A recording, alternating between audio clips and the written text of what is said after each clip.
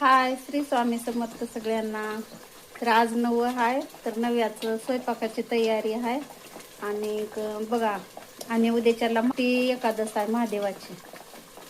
आणि आता मी स्वयंपाक बघा माझा कुठपर्यंत आले दाखवते तुम्हाला. हे बघा, इकडं पुरण शिजले छान पैकी असं मस्त. आता याला वाटून घ्यायचे आणि इकडं आमटीला फोडणी टाकायली.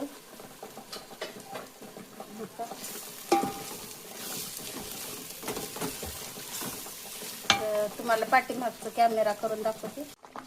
हे बघा, इकडं पुरण चांगलं शिजले. आता आपल्याला हे वाटून घ्यायचे. मस्त शिजले. हे हरभऱ्याच्या डाळीचं पुरण आहे आणि आजचाच दिवस आहे, नवजीव घालण्यासाठी लास्ट दिवस आहे. आणि उद्या महाशिवरात्र आहे. आणि इकडं आमटीची तयारी बघा आपली चांगली झाली. आता खमंग असे वास यायला लागलाय. आता आपल्याला ह्याच्यामध्ये ते वेळण टाकायचे आणि चांगले तेल सोडले. आता मसाल्यानं सगळं तेल असं मस्त सोडली. आता बघा किती छान असं कलर आलाय, भरपूर छान असा कलर आलाय. तर आता आपली आमटी खमंग होणार आहे, चांगली टेस्ट.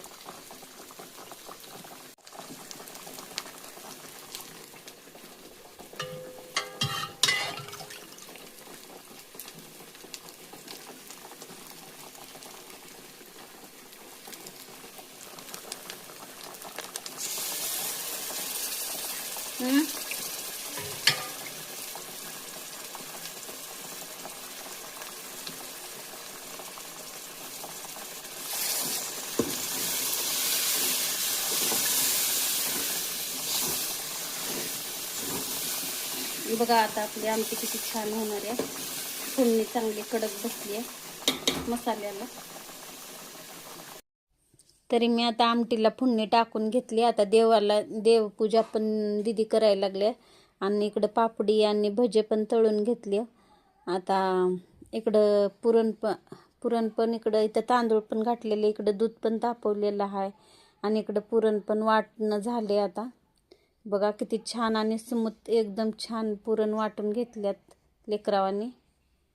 आणि इकडं पीठ पण मळून घेतलं ते. मग आता मला फक्त पुरणाच्या पोळ्या बनवायच्या. चला मग.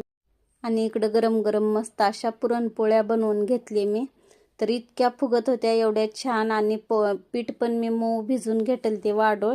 आणि पुरण पण छान वाडोळ शिजवून घेतलं ते. आणि त्याच्यामुळं का इतक्या छान पोळ्या यायला लागल्या होत्या, खूपच छान पोळ्या यायला लागल्या होत्या पुरणपोळ्या. तर ह्या